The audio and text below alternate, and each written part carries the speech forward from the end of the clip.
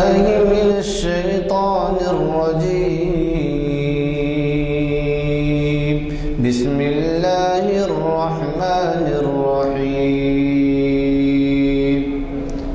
وقال الذين كفروا لا تسمعوا لهذا القرآن والغوا فيه لعلكم تغلبون. فلنذيقن الذين كفروا عذابا شديدا ولنجزينهم أسوأ الذي كانوا يعملون. ذلك جزاء أعداء الله النار لهم فيها دار الخلد جزاء بما كانوا بآياتنا يجحدون. وقال الذين كفروا ربنا أرنا الذين أضلانا من الجن والإنس نجعلهما تحت أقدامنا ليكونا من الأسفلين. صدق الله العظيم. بیٹھے ہیں ذرا سامنے آ جائیں تو مناسب ہے. پیچھے بعد میں آنے والوں کے لیے جگہ چھوڑیے، اور سامنے اگر آپ بیٹھے تو مخرج صاحبین کو بھی جو ہے تھوڑا سا بھلا معلوم ہوتا ہے کہ سامعین دلچسپی سے سن رہے ہیں. حضرات، جیسے کہ ابھی اعلان کیا جا چکا ہے جماعت میں، آج ہماری مسجد عالیہ کے کانفرنس ہال میں گن فاؤنڈری مسجد عالیہ گن فاؤنڈری کے کانفرنس ہال میں جیسے کہ اعلان کیا گیا ہے، شریعت انفارمیشن سروس کی 744 میں نشست ہے. صرف یاد دلانے کے لیے عرض کر دوں کہ ایک سال میں 45 نشستیں ہوتی ہیں. رمضان میں نہیں ہوتی ہیں، اور بعض مرتبہ کوئی تہوار آ جائے یا کرفیو ہو جائے یا کوئی بات ہو، ورنہ 45 سے 744 آپ اندازہ لگا لیجیے کہ کتنے ہیں. ایک 10 سال میں 450 نشستیں ہوتی ہیں، یہ تو 745 سے نشست. حضرات، آج بہت ہی اہم عنوان دیا ہے ہمارے مخرج صاحب نے. میں اس سے پہلے بھی آپ کو بتا چکا ہوں کہ ہم عنوان نہیں دیتے، بلکہ ہمارے مخرج صاحب ان کے عنوان کے لیے ان پہ آزادی رہتی ہے. تو ایسے عنوانات ہمیں ملتے ہیں کہ حالات حاضرہ کے اعتبار سے جو پس منظر ہوتا ہے، پس پردہ ہوتا ہے، بیک گراؤنڈ ہوتا ہے، اس کو دیکھ کر ہمارے جو بھی خطیب ہوتے ہیں، جو بھی ہمارے لیکچر دیتے ہیں، وہ اس کا خیال کرتے ہیں. آج ایک انہوں نے ایسا اہم عنوان دیا ہے کہ جس کی اہمیت شاید آپ بھی اچھی طریقے سے اس سے واقف ہوں گے کہ پڑوسیوں کے حقوق قرآن و حدیث کی روشنی ہے. میں اس پر زیادہ منہ نہیں کھولنا چاہتا عنوان پر، اس وجہ سے کہ جو تیاری سے ہمارے مقرر یہاں آتے ہیں اس میں مداخلت ہو جائے گی. آپ کو اندازہ ہے کہ ہمارے مقررین اتنی تیاری کرتے ہیں کہ شاید ہی کوئی پہلو چھوٹتا ہے، باوجود اس کے کہ بہت وقت کی تنظیم کا شکوہ رہتا ہے. لیکن کیا کریں کہ عصر کے بعد ہم رکھتے ہیں تو مغرب سے بھی کچھ دیر پہلے چھوڑنا پڑتا ہے، وضو کے لیے اور حاجت کے لیے، رفع حاجت کے لیے بھی وقت دینا پڑتا ہے. بہرحال آپ آج کے مقرر مفتی محمد عرفان قاسمی صاحب سے بخوبی واقف ہیں. ان کے یہاں پر کئی خطابات ہوئے، اور ہمارے لیے بڑی خوشی کی بات ہے کہ ان کے جو خطابات ہوتے ہیں اس کے اقتباسات کو ہمارے اردو اخبارات بڑے ہی نمایاں طور پر شائع کرتے ہیں، سرخیاں لگاتے ہیں، اور بڑے نمایاں طور پر. ابھی حال کی بات ہے کہ الیکشنز کے بارے میں انہوں نے ایک ایسا یہاں پہ خطاب کیا کہ سب اخباروں نے اس کو لیا. اس میں ووٹ کی شرعی اہمیت بتائی گئی تھی، جس سے بہت سے لوگ ناواقف تھے. اب مجھے یقین ہے کہ مولانا کا جب خطاب پڑھے لوگ تو یقینی ووٹ دینے کی جانب واقف ہوئے. کیونکہ انہوں نے شرعی ذمہ داری قرار دیا تھا اس کو، اور میں اس پہ زیادہ نہیں کہنا چاہتا، لیکن اس سے ہٹ کے بھی وہ ہمارے رمضان کے مہینے میں زکوٰۃ کے مسائل پہ نہ صرف اچھے خطابات سے سرفراز فرماتے ہیں، بلکہ یہاں پر تشریف فرما ہو کر کسی کے مسائل ہیں اگر زکوٰۃ کے مقدار کے بارے میں یا ساسجات کے بارے میں، تو وہ ان کو مشورہ دیتے ہیں فرداً سب کے سامنے نہیں۔ اگر کوئی ایسا مشورہ چاہتا ہے کہ جو تخلیے میں ہو، کیونکہ ظاہر ہے مسئلہ نہ صرف مکان اور دیگر اثاثجات پہ ہوتا ہے بلکہ بینکوں میں رقومات پہ بھی ہوتا ہے، زیور پہ بھی ہوتا ہے، تو وہ بالکل علیحدہ بیٹھ کے ان کو مشورہ دیتے ہیں۔ اور اس کے لیے ہمارے پاس ایسے بھی لوگ آتے ہیں جو کبھی شاید مسجد میں دیکھے نہیں گئے، لیکن وہ لوگ بھی آ کے جو ہے اپنے اثاثجات پیش کر کے کس پہ زکوٰۃ لازم ہوتی ہے کس پہ نہیں ہوتی، اور یہ مدت کے لحاظ سے اور مقدار کے لحاظ سے وہ بتاتے ہیں۔ تو میں اب زیادہ آپ کا وقت لیے بغیر صرف اتنا ہی کہوں گا کہ کل ہی پرسوں بہت اہم کتاب ہے اقبال شناسی کا معاصر اردو شاعری اور اقبال، اس عنوان سے آپ کے جانے پہچانے مخرر اور اقبالیات کے اسکالر پروفیسر مجید بیدار مخاطب کر رہے ہیں چہارشنبے کے لیے، اور وہ اسی وقت بعد نماز عصر کے۔ میں توقع کرتا ہوں کہ آپ اس سے بھی استفادہ فرمائیں گے، کیونکہ اقبال کے کلام کی جو اہمیت ہے، جیسے جیسے دن گزرتے جا رہے ہیں وہ اس کی اہمیت بڑھتی جا رہی ہے۔ آپ ہی کے ملک میں نہیں بلکہ بیرون ممالک میں بھی اقبال کے لیے جو مقام پیدا ہو رہا ہے، جو ان کی قدردانی ہو رہی ہے، اس سے اندازہ ہو رہا ہے کہ اقبال کے کلام کی بڑی اہمیت بین الاقوامی شہرت سے ہو گئی، بین الاقوامی شہرت ہو گئی ہے، اور آپ بھی اس سے استفادہ کے لیے چہارشنبے کے دن ضرور بعد نماز عصر یہاں شرکت فرمائیے۔ میں آج کے ہمارے مخرج صاحب سے گزارش کرتا ہوں کہ وہ شائع نشین پر تشریف لائیں اور ہمیں اپنے خطاب سے سرفراز فرمائیں۔ ورحمۃ اللہ وبرکاتہ۔ بسم اللہ الرحمن الرحیم۔ الحمد للہ وکفی وسلام علی عبادہ الذین اصطفی، اما بعد فاعوذ باللہ من الشیطان الرجیم، بسم اللہ الرحمن الرحیم۔ واعبدوا اللہ ولا تشرکوا بہ شیئا وبالوالدین احسانا وبذی القربى والیتامى والمساکین والجار ذی القربى والجار الجنب والصاحب بالجنب، صدق اللہ العظیم۔ وقال النبی صلی اللہ علیہ وسلم ما زال جبرائیل یوصینی بالجار حتی ظننت انه سیورثه، او کما قال علیہ الصلاۃ والسلام۔ ہوں لاکھوں سلام اس آقا پر، بت لاکھوں جس نے توڑ دیے۔ ہوں لاکھوں سلام اس آقا پر، بت لاکھوں جس نے توڑ دیے۔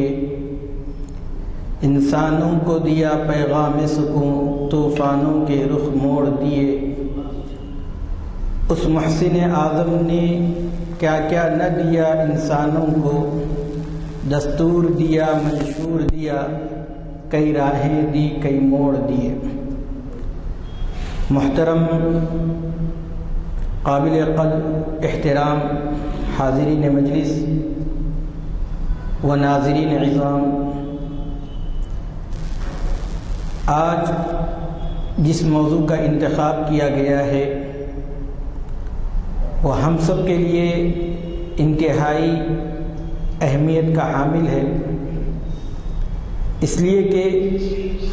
معاشرے کی اصلاح کے لیے مختلف محلوں کے اندر مختلف علماء کرام، قائدین ملت اور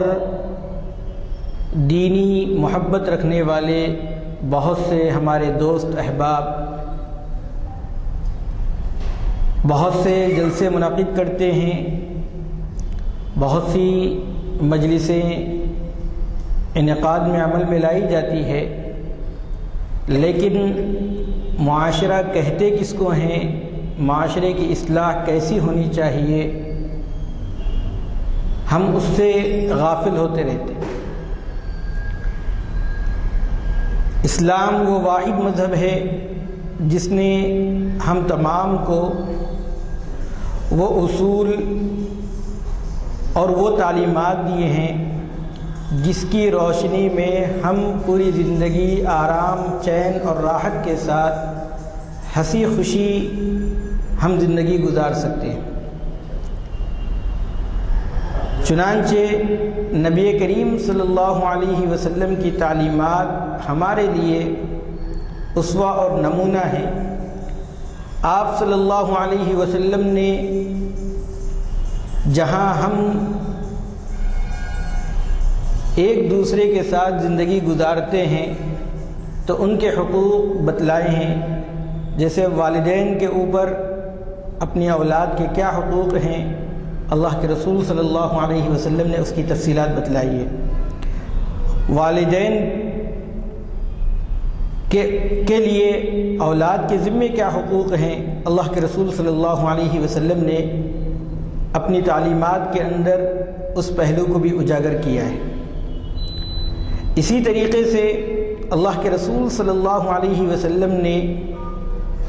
ہمارے پڑوس میں رہنے والے افراد کے بھی حقوق بیان فرمائے، اور پھر اتنی ہدایات اس سلسلے میں دی ہیں کہ اگر ہم ان ہدایات پر عمل کریں گے تو ہمارے پڑوس میں رہنے والے ہر فرد ہماری موجودگی کو اپنے لیے باعث فخر سمجھے گا۔ جیسے حضرت عبداللہ ابن مبارک رضی اللہ رحمۃ اللہ علیہ کے بارے میں کتابوں کے اندر ایک واقعہ لکھا ہوا ہے کہ ان کا ایک یہودی پڑوسی تھا۔ جب اس نے اپنے گھر کو فروخت کرنا چاہا تو گھر کی جو قیمت 1000 دینار تھی اس نے اس کو بڑھا کر 2000 دینار کر دی۔ خریدار جب اس کے پاس آتے اور کہتے کہ مارکیٹ کا ویلیو تو تمہارے گھر کا صرف 1000 کا ہے، تم 2000 کیوں بتلاتے ہو؟ تو اس نے کہا کہ ہاں میں جانتا ہوں میرے گھر کی ویلیو اتنی ہی ہے، میرے گھر کی قیمت اتنی ہی ہے، لیکن عبداللہ ابن مبارک جیسا پڑوسی تم کو پھر کبھی میسر نہیں آئے گا۔ صرف اسی پڑوسی کی وجہ سے میں اپنے گھر کی قیمت دگنا کر رہا ہوں۔ اور صحابہ کرام رضوان اللہ تعالی علیہم اجمعین نے نبی کریم صلی اللہ علیہ وسلم کی انہی ہدایات کی وجہ سے غالباً حضرت عبداللہ ابن عمر رضی اللہ تعالیٰ عنہ یا حضرت سعید خدری رضی اللہ تعالیٰ عنہ، ان دونوں میں سے کسی کا واقعہ ہے کہ ایک مرتبہ ان کے یہاں بکری ذبح ہوئی، اور اس کے بعد جب دسترخوان بچھ گیا، دسترخوان پر بیٹھے ہوئے تھے، کھانا تناول فرمانے کے لیے جیسے ہی ہاتھ بڑھایا تو پھر ہاتھ کو روک کر اپنے گھر والوں سے پوچھنے لگے کہ کیا تم نے فلاں یہودی پڑوسی کو اس میں سے کچھ بھیج دیا ہے؟ گھر میں جب نفی کی بات کہی گئی، کہا کہ ابھی نہیں بھیجا ہے، تو آپ نے کھانا تناول نہیں فرمایا، پہلے اس پڑوسی کو ہدیہ بھیجنے کی تاکید کی۔ نبی کریم صلی اللہ علیہ وسلم کی تعلیمات ہی ایسی ہے کہ اگر ہم ان کو عمل کر لیں گے تو ہماری دنیا بھی سنور جائے گی اور آخرت کی فلاح و بہبودی بھی ہمارے مقدر میں ہوگی۔ اس لیے پڑوسیوں کے حقوق کے سلسلے میں سب سے پہلے قرآن مجید میں اللہ رب العزت نے وَاعْبُدُوا اللَّهَ وَلَا تُشْرِكُوا بِهِ شَيْئًا فرمایا کہ سب سے پہلے اللہ رب العزت کا حق بتلایا ہے کہ اللہ رب العزت کی عبادت کی جائے، اس کے ساتھ کسی کو شریک نہ ٹھہرایا جائے۔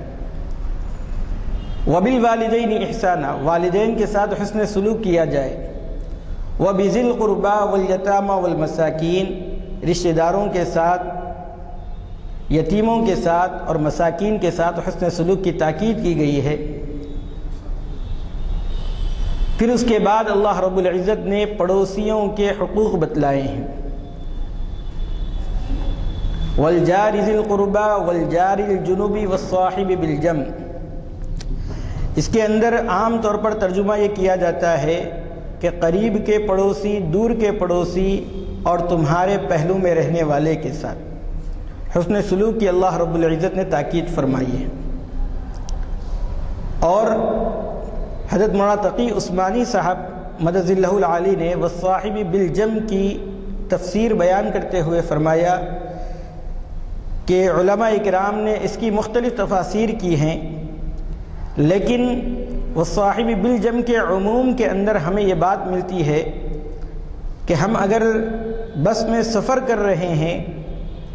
تو بس میں سفر کرتے وقت ہماری سیٹ پر بازو بیٹھنے والا وہ بھی والصاحب بالجم کے تحت آتا ہے، اس کے ساتھ بھی ہمیں حسن سلوک کرنا ہے۔ اسی طریقے سے ہم راشن کی دکان پر قطار کے اندر کھڑے ہوئے ہیں تو ہمارے پیچھے اور سامنے والا جو ہمارے پہلو کے اندر آتا ہے وہ بھی والصاحب بالجم کے تحت ہوگا، اس کے ساتھ بھی ہم حسن سلوک کریں گے۔ اسی طریقے سے جہاز، ریل میں یا ہم کسی مجلس میں ہوں، کسی جلسے میں ہوں، کسی مشاعرے کے اندر ہم بیٹھے ہوئے ہوں تو ہمارے ساتھ رہنے والا، ہمارے بازو بیٹھنے والا بھی ہمارے اچھے کردار کا وہ مستحق ہے، ہم اس کے ساتھ حسن سلوک کریں، اس کے ساتھ اچھائی سے پیش آئیں۔ تو والصاحب بالجم کے اندر بعض علماء کرام نے اس میں بیوی کو شامل کیا ہے، بعض نے طالب علم کو، یعنی جو آپس میں جماعت میں بیٹھتے ہیں، لیکن اس کی عمومیت کا آپ اندازہ نہیں کر سکتے ہیں کہ ہم جہاں کہیں ہوں، ہم کسی دکان میں خریداری کر رہے ہیں تو بازو میں آ کر کھڑے ہونے والا بھی ہمارے حسن سلوک کا مستحق ہے، ہم اس کے ساتھ حسن سلوک کریں، اچھا برتاؤ کریں اس کے ساتھ۔ اور پھر پڑوسیوں کے جو حقوق ہیں، حضرت نبی کریم صلی اللہ علیہ وسلم فرماتے ہیں ما زال جبرائیل یوصینی بالجار، برابر حضرت جبرائیل علیہ السلام پڑوسیوں سے حسن سلوک کی اس درجہ تاکید فرماتے تھے حتیٰ ظننت انہ سیورثہ، کہ مجھے گمان ہونے لگا کہ شاید اس کو وارث بنا دیا جائے۔ اور وارث کون ہوتے ہیں؟ ہمیں معلوم ہے کہ ہمارے فروعات یعنی ہماری اولاد یا ہمارے اصول ماں باپ یا پھر ہمارے حقیقی بھائی یا چچا، یہ جو ہے وارث ہوتے ہیں۔ لیکن اللہ کے رسول صلی اللہ علیہ وسلم فرماتے ہیں کہ پڑوسیوں کے بارے میں حضرت جبرائیل علیہ السلام کی اس درجہ تاکید کہ خود اللہ کے رسول صلی اللہ علیہ وسلم کو گمان ہونے لگا کہ کیا یہ عنقریب وارث بنا دیے جائیں گے۔ تو ہمیں اندازہ کرنا چاہیے کہ پڑوسیوں کے ساتھ ہمارا رویہ کیسے ہونا چاہیے۔ ایک موقع پر اللہ کے رسول صلی اللہ علیہ وسلم نے فرمایا من کان یؤمن باللہ والیوم الآخر، جو اللہ پر اور یوم آخرت پر ایمان رکھتا ہو تو اس کو چاہیے فلیکرم جارہ، اپنے پڑوسیوں کا اکرام کرے، اپنے پڑوسیوں کا اکرام کرے۔ مسند احمد کی ایک روایت ہے جس میں اللہ کے رسول صلی اللہ علیہ وسلم نے پڑوسیوں کے ساتھ کس درجہ معاملہ کرنا چاہیے اس کی تفصیل بیان فرمائی ہے کہ پڑوسیوں کے لیے یہ ہے کہ اگر وہ آپ کے دیوار پر کیلا ٹھوک رہا ہے تو تم اسے منع مت کرو،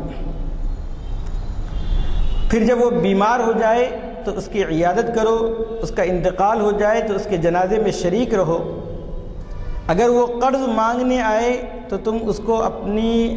حتی المقدور، اپنی وسعت کے مطابق اسے قرض دو، جب اپنے گھر کے اندر کوئی اچھی چیز پک رہی ہے تو اس کے گھر میں بھی بھیجوانے کا انتظام کرو۔ ایک موقع پر اللہ کے رسول صلی اللہ علیہ وسلم نے صحابہ کرام کو خطاب کر کے فرمایا واللہ لا یؤمن واللہ لا یؤمن واللہ لا یؤمن، اللہ کی قسم وہ مومن نہیں ہے، اللہ کی قسم وہ مومن نہیں ہے، اللہ کی قسم وہ مومن نہیں ہے۔ قیل من یا رسول اللہ، اس درجہ تاکید سننے کے بعد صحابہ کرام نے فرمایا کہ کون ہے اللہ کے رسول؟ تو فرمایا لا یأمن جارہ بوائقہ، جس کی شرارتوں سے اس کا پڑوسی محفوظ نہ، جس کی شرارتوں سے اس کا پڑوسی محفوظ نہیں ہے۔ اللہ کے رسول صلی اللہ علیہ وسلم نے اس کے ایمان کی نفی فرمائی ہے۔ علماء کرام نے وہاں پر کمال ایمان فرمایا ہے، یعنی وہ شخص کامل ایمان والا نہیں ہو سکتا ہے جس کی شرارتوں کی وجہ سے پڑوسیوں کو تکلیف پہنچتی ہو۔ ایک موقع پر اللہ کے رسول صلی اللہ علیہ وسلم نے سب سے بڑا گناہ بیان کرتے ہوئے فرمایا کہ عام طور پر زنا گناہ کبیرہ ہی ہے، لیکن ان کبیرہ گناہوں میں بھی جو اکبر الکبائر ہوتے ہیں وہ اپنے پڑوسیوں کی بیویوں کے ساتھ زنا کرنا ہے۔ اللہ کے رسول صلی اللہ علیہ وسلم کی ان تعلیمات کی وجہ سے صحابہ کرام رضوان اللہ تعالی علیہم اجمعین اور اولیاء اعظام نے پڑوسیوں کے حقوق بیان کیے ہیں، ان کے ساتھ حسن سلوک کا معاملہ کیا ہے۔ ایک موقع پر اللہ کے رسول صلی اللہ علیہ وسلم نے فرمایا کہ جب تم اپنا گھر بیچنا چاہو تو اس کے پہلے حقدار جو خریدار کے طور پر ہیں وہ آپ کے پڑوسی ہی ہیں۔ اسی وجہ سے فقہ کی کتابوں میں حق شفعہ کے عنوان پر باضابطہ اس کے مسائل پڑھائے جاتے ہیں کہ پڑوسیوں کو حق شفعہ کب ملتا ہے، کیسے ملتا ہے، اور اگر کوئی خریدار خرید بھی لے مکان کو تو پڑوسیوں کو قاضی کے پاس جا کر مقدمہ دائر کرنے کی جو اجازت دی گئی ہے یہ پڑوسیوں کی اہمیت ہی کے نتیجے میں۔ اور پھر آج ہم اپنے معاشرے کا جائزہ لیں تو بعض ہمارے مسلم محلے کہلائے جانے والے وہاں پر پڑوسیوں کے ساتھ کیسا ہمارا رویہ ہے۔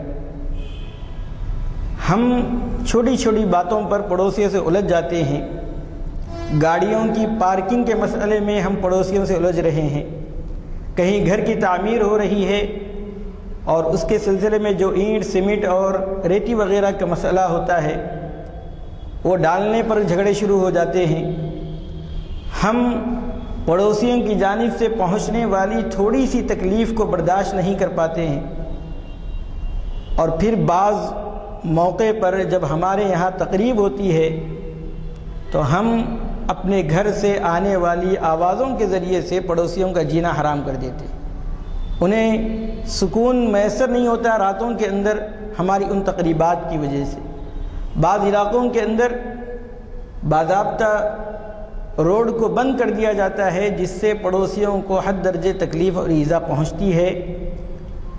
اور وہ آپ کے ظلم و ستم کی وجہ سے خاموش رہتے ہیں لیکن ان کے دل اندر سے ملامت کرتے رہتے ہیں۔ اور پھر پڑوسیوں کے سلسلے میں ہمارا اس درجہ سرد معاملہ رہ گیا ہے ان کے سلسلے میں کہ ان کے گھر میں کیا حرکتیں ہو رہی ہے، کیا پریشانیاں ہو رہی ہیں، ہمیں اس سے کوئی سروکار آج کی تاریخ میں نہیں رہ گئے۔ آج ہمارے محلے کے اندر ہمارا پڑوسی کس حالت میں ہے، بیمار ہے تو اس کی عیادت کرنے کے لیے ہم نہیں جا رہے ہیں، ان کے گھروں میں فاقے ہو رہے ہیں، ہمیں اس کی خبر تک نہیں ہو پا رہی ہے۔ حضرت مولانا عاقل صاحب علیہ الرحمہ، ان کی حیات، ان کی خدمات کے طور پر جو کتابیں شائع ہوئی، جو مضامین شائع ہوئے ہیں،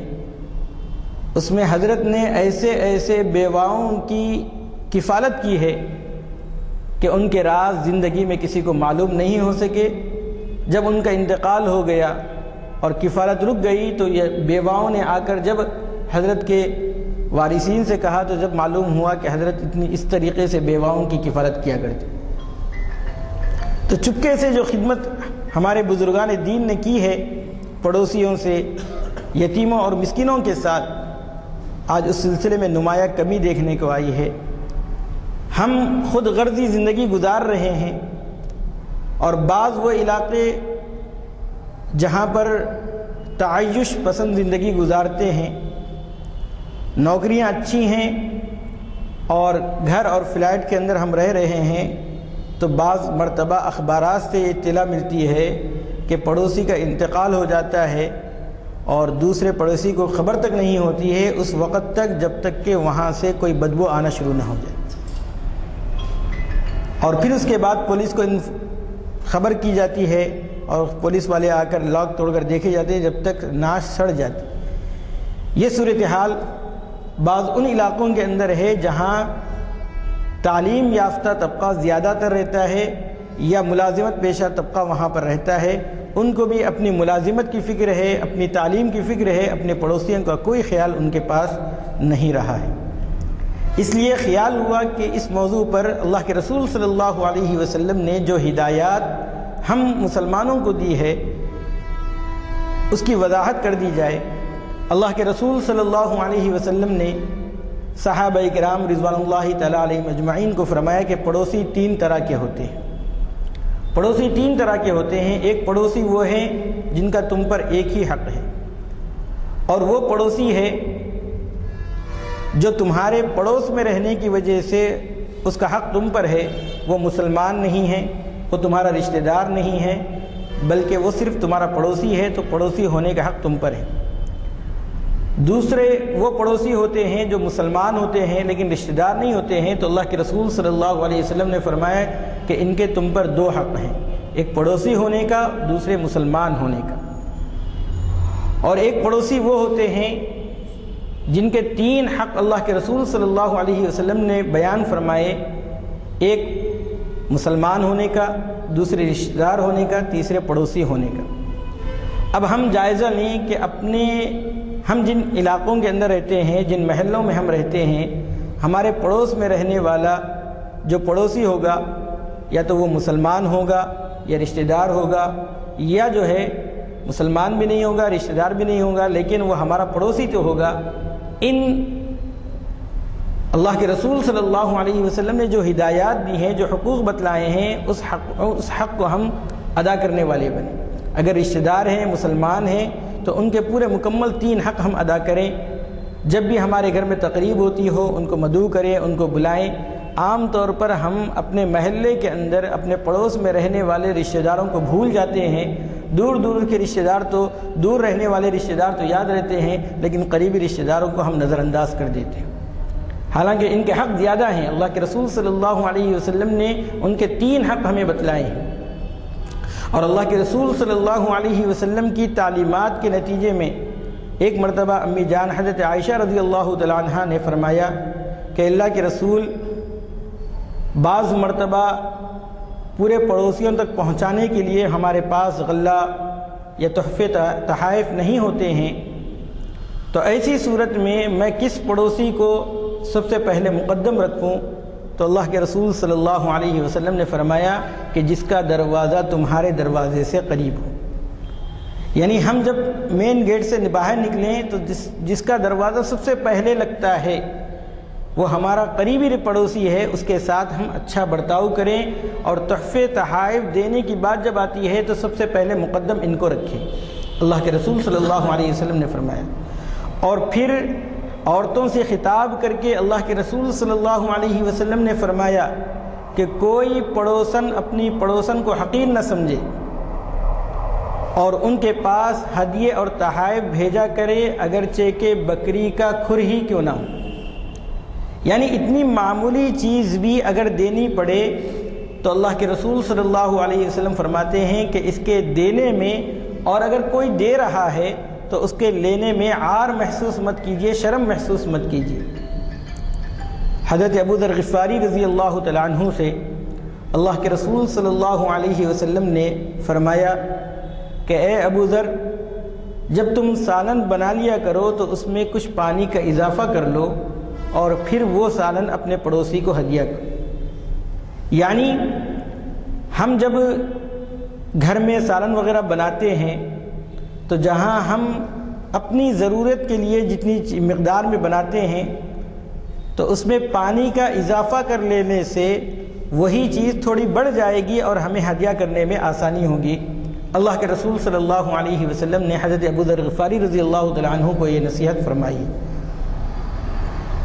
ایک موقع پر اللہ کے رسول صلی اللہ علیہ وسلم نے صحابہ کرام سے خطاب کر کے فرمایا کہ وہ شخص کامل ایمان والا نہیں ہے جو پیٹ بھر لے اور اس کا پڑوسی بھوکا رہ جائے۔ ہمیں جب یہ اطلاع ملے، یہ خبر ملے کہ ہمارے پڑوسی بھوکے ہیں، فقر و فاقہ کے اندر مبتلا ہیں، تو ہماری طبیعت کے اندر، ہماری فطرت کے اندر بے چینی پیدا ہو جانی چاہیے، جب تک کہ ہم ان کو کھلا کر سبکدوش نہیں ہو جاتے ہیں، جب سے چین سے بیٹھنا نہیں چاہیے۔ لیکن اگر کوئی شخص اس کو نظر انداز کر کے خود تو پیٹ بھر لے رہا ہے، اللہ کے رسول صلی اللہ علیہ وسلم فرماتے ہیں کہ وہ کامل ایمان والا نہیں۔ تو آئیے ان تعلیمات کی روشنی میں ایک تو اللہ کے رسول صلی اللہ علیہ وسلم نے ہمیں حقوق بھی بتلا دیے ہیں، اور مختلف مواقع کے اندر اللہ کے رسول صلی اللہ علیہ وسلم نے پڑوسیوں کے ساتھ کیسے رہنا ہے وہ بھی بتلا دیا ہے۔ ایک روایت کے اندر اللہ کے رسول صلی اللہ علیہ وسلم نے یہ فرمایا کہ اپنے گھر کی دیوار اتنی اونچی نہ کرو کہ جس کی وجہ سے پڑوسی کے مکان میں ہوا داخل نہ ہو سکے۔ آپ بتلائیے کہ دنیا کے اندر آج ترقی یافتہ ممالک میں کس طریقے سے اونچی عمارتیں بنوانے کا رواج بڑھ گیا ہے، پڑوسیوں کا کوئی خیال نہیں کرتا ہے، ان کو صرف یہ ہے کہ اپنی ترقی کس طریقے سے ہو جائے اسی کی فکر لگی ہوئی۔ اور پھر اگر کوئی پڑوسی ہماری دیوار کے اندر کیلا ٹھونک دے تو ہم اس کو برداشت نہیں کر پاتے ہیں، دست و گریبان ہو جاتے ہیں۔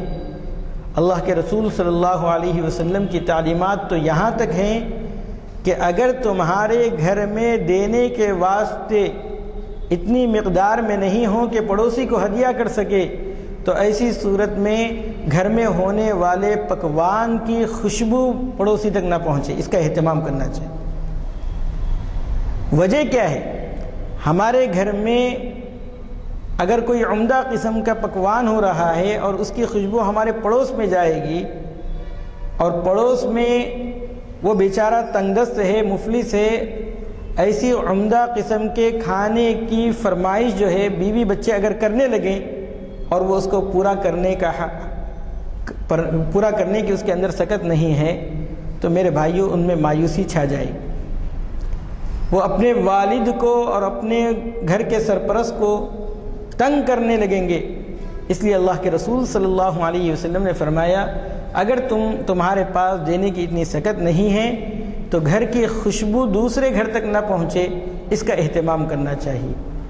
آپ بتا سکتے ہیں کہ ایسی تعلیمات دیگر مذاہب کے اندر ملنا تو کجا، وہاں پر پڑوسیوں کے ساتھ کس درجہ وحشیانہ سلوک کیا جاتا ہے اور پڑوسیوں کو کس درجہ خاطر میں نہیں رکھا جاتا ہے وہ ہم مشاہدہ کر سکتے ہیں۔ لیکن بہت ہی افسوس کے ساتھ یہ کہنا پڑ رہا ہے کہ آج بہت سے علاقوں کے اندر، بہت سے محلوں کے اندر محض اس وجہ سے کہ ہم مسلمان ہیں کوئی ہمیں کرائے کا گھر دینے کے لیے تیار نہیں ہے، وجہ یہ ہے کہ ہم پڑوسیوں کے حقوق ادا نہیں کرتے، گھر کو صاف ستھرا نہیں رکھ پاتے ہیں۔ اور پھر جن محلوں میں مسلمانوں کی اکثریت ہے وہاں کی صورتحال یہ ہے کہ ایک پڑوسی دوسری پڑوسی سے معمولی باتوں پر، چھوٹے چھوٹے بچے جو آپس میں لڑ لیتے ہیں ان کو بنیاد بنا کر آپس میں دست و گریبان ہو رہے ہیں اور مار رہے ہیں، اور ایسی صورت میں وہاں کی خواتین کی زبان سے نکلنے والے کلمات کو آپ جو ہے برداشت نہیں کر سکتے ہیں، اس درجہ وہ گالی گلوچ پر اتر آتی ہیں۔ حالانکہ اللہ کے رسول صلی اللہ علیہ وسلم نے جو صالح معاشرہ ہمیں دیا تھا، جو پاکیزہ معاشرے کی ہمیں تلقین فرمائی تھی، اس میں کس درجہ رعایت کی گئی تھی ایک دوسرے کے ساتھ۔ اسی لیے اللہ کے رسول صلی اللہ علیہ وسلم نے ما زال جبرائیل یوصینی بالجار فرمایا کہ حضرت جبرائیل علیہ السلام بار بار پڑوسیوں کے حقوق کی طرف توجہ دلاتے رہے، وصیت کرتے رہے، نصیحت فرماتے رہے، حتی ظننت انہ سیورثہ، یہاں تک کہ مجھے یقین اور گمان ہونے لگا کہ شاید پڑوسی جو ہے وارث بنا دیے جائیں گے۔ اس لیے میرے بھائیوں، تمام سے گزارش یہ ہے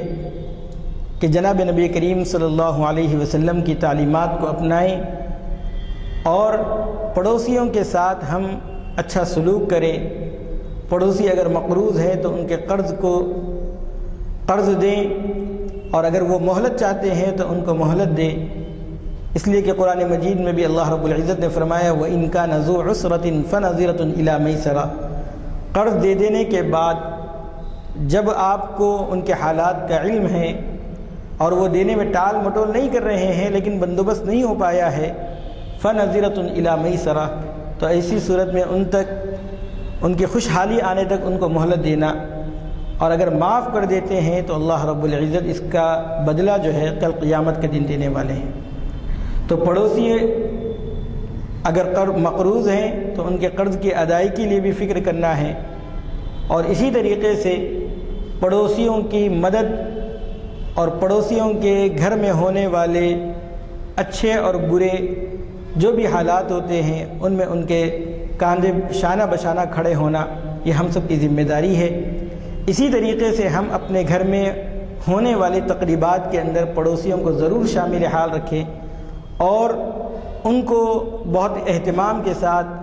چاہے وہ ہمارے غیر مسلم پڑوسی کیوں نہ ہوں، ان کے ساتھ بھی حسن سلوک کا معاملہ کریں۔ بعض مرتبہ ایسا ہوتا ہے غیر مسلم پڑوسی اگر ہمارے پاس ہوتا ہے تو ہم اس کو ایک دم اگنور کر دیتے ہیں، نظر انداز کر دیتے ہیں، حالانکہ بہت سے مواقع کے اندر، خاص طور پر سقوط حیدرآباد، اگر آپ اس تاریخ کا مطالعہ کریں گے تو آپ کو معلوم ہوگا کہ ہمارے گھرانوں میں کام کرنے والی جو خادمائیں تھیں ان لوگوں نے اپنی جان ہتھیلی پر رکھ کر ہم مسلمانوں کی اس وقت حفاظت کی ہے۔ گھر کے اندر ہمارے گھروں میں کپڑے دھونے والی، جن کو ہم دھوبن کہتے ہیں، ان لوگوں نے دروازہ بند کر لے کے گھر کو تالا لگا کر اس کے اندر مسلمان فیملی کو اپنے گھر میں محفوظ رکھا ہے۔ یہ سب حسن سلوک کی ہی بدولت ہے۔ اگر ہم ان کے ساتھ معاندانہ، دشمنانہ رویہ اختیار کرتے تو ایسی صورت میں وہ ہمارے لیے جو ہے موقع فراہم ہوتے ہی ہمیں ختم کرنے کی سازش کرتے، لیکن بہت سے ہمارے غیر مسلم بھائیوں نے بہت دلیری والا کام کر کے ہم مسلمانوں کی بھی حفاظت کی ہے۔ یہ ہمارے حسن سلوک ہی کا نتیجہ ہے۔ اس لیے اللہ کے رسول صلی اللہ علیہ وسلم نے ہمیں تعلیم فرمائی ہے۔ اللہ رب العزت سے دعا ہے کہ اللہ رب العزت ہم تمام کو صحیح طور پر علم و عمل کی توفیق عطا فرمائے اور پڑوسیوں کے ساتھ حسن سلوک کرنے کی ہمیں توفیق عطا فرمائے۔ آمین وآخر دعوانا الحمدللہ۔ دو تین باتوں کے بارے میں کچھ وضاحت کر دوں۔ ایک تو آپ نے قانون کا ذکر کیا، تو ہمارے ہاں حق شفا کا جو قانون تھا اس پر کافی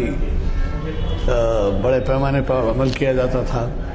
اور وہ حق شفا کیا ہے آپ کو ابھی مولانا نے بتایا کہ پڑوسی کے حق میں آپ کی جائیداد کو فروخت کرنا اگر آپ سے متصل ہے وہ، تو اس کی وجہ یہ ہے، صاف ظاہر ہے کہ اگر کوئی آپ کے پڑوس میں آئے اور ایسا مکان بنائے کہ جو آپ کے پرائیویسی کو یا گھر کے اندر کی پردہ داری کو مخل ہوتا ہو تو اس سے تکلیف ہوتی ہے۔ اور پھر یہ بھی ہوتا ہے کہ گھروں کے اندر جب تعداد بڑھ جاتی ہے ساکنین کی تو نتیجہ یہ ہوتا ہے کہ ان کی ضروریات بھی بڑھ جاتی ہیں، لہذا جب کبھی بازو والا گھر فروخت کرتا ہے تو اس پہ ذمہ داری شرع عائد کرتی ہے حق شفا کے تحت کہ وہ اپنے پڑوس کو پہلے آفر دے کے صاحب میں یہ فروخت کر رہا ہوں۔ دوسرے آپ نے ذکر کیا تو میں اپنا خود تجربہ بیان کرتا ہوں کہ میرے گھر پہ جب حملہ ہوا 90 میں، بابری مسجد کا سلسلہ تھا، تو اس میں میرے گھر پہ جو لوگ تھے اس میں 4 زخمی ہوئے، 2 تو وہیں چل بسے، دواخانہ پہنچنے سے پہلے مجھے دواخانہ پہنچایا گیا، اور یہ سمجھ کے مارنے والے چلے گئے کہ یہ بھی ختم ہو گئے، اور چوتھے صاحب جو نکل کے بھاگے وہ زخمی حالت میں بھاگے، تو ان کو کوئی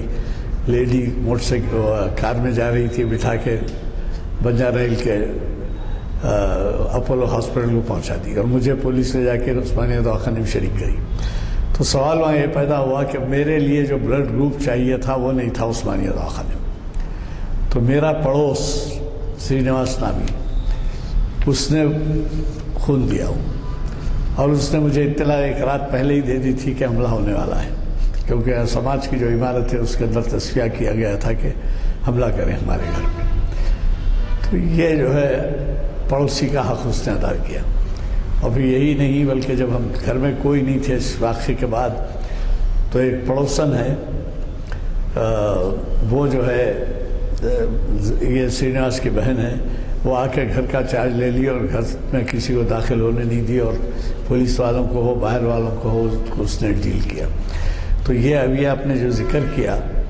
کہ پڑوسی کا حق کتنا ہے، اور پڑوس، اب آپ آج وہ زمانہ بھی آ گیا ہے کہ کہ بیرونی ممالک میں یہ کہا جاتا ہے کہ اگر آپ جا کے کسی سے پتہ پوچھیں، کمپلیکس وہی ہے، فلور وہی ہے، آپ رہتے ہیں 30 نمبر میں،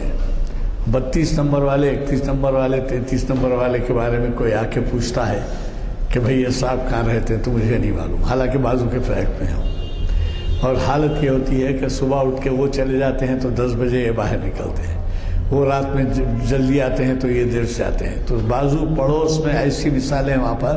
کہ کئی سال گزر گئے ہیں اور پڑوسی سے ایک دوسرے سے واقف نہیں۔ اب اسلام کا کتنا بڑا احسان ہے، سرکار دو عالم کے اصولوں کے صدقے جائیے کہ انہوں نے انسانیت سکھانے کے لیے پڑوسی کو بھی جو ہے اتنی اہمیت دی ہے، اور اس کا اثر بھی آپ دیکھ رہے ہیں کہ کئی ایسے مقامات ہیں جہاں پر پڑوسی آپ کے غیر مسلمانوں کو بچانے کے لیے جان پہ کھیل گئے، اور کیا مسلمان غیروں کو بچانے کے لیے جان پہ کھیل گئے۔ وقت نہیں ہے جو میں بیان کروں، حیدرآباد میں خود کئی ایسے واقعات ہوئے ہیں جس میں غیر مسلم کی اور مسلم غیر مسلم کی مدد کیا۔ مولانا نے بہت اچھا کیا، آج ہمارے درمیان ایسے موضوع کے بارے میں ہمیں معلومات فرمائی، اور ہم ان کے مشکور ہیں، چونکہ دعا ہو چکی ہے، اس لیے میں محفل کی برخاستگی کا اعلان کرتا ہوں۔ البتہ آپ سے گزارش کرتا ہوں کہ وہ مجید بیداد صاحب کا جو پروگرام ہے چہارشنبے کے دن، اس میں پہلے ہی میں اعلان کر چکا ہوں، ضرور اس میں شرکت فرمائیں۔ اور پھر آپ سے گزارش ہے کہ ہمارے محافل کے پرچے اگر آپ کسی کو دیتے ہیں تو یہ تبلیغ ہے، اور یہ تبلیغ لوگ گھروں سے گھر بار چھوڑ کے چلے جاتے ہیں، اضلاع اپنے خرچ کرتے ہیں، یہاں سے لیتے جائیے، 10-10 20-20 لے جائیے، اپنے حلقے میں تقسیم کیجیے، مسجد میں تقسیم کرنے کا اہتمام فرمائیے۔ 1000 پرچے چھپاتے ہیں، اور اگر ایک پرچہ بچ جائے تو آپ اندازہ لگائیے 8 آنے مسجد کا نقصان ہوتا ہے۔ لہٰذا اس کا خیال رکھیے کہ جتنے ہو سکے،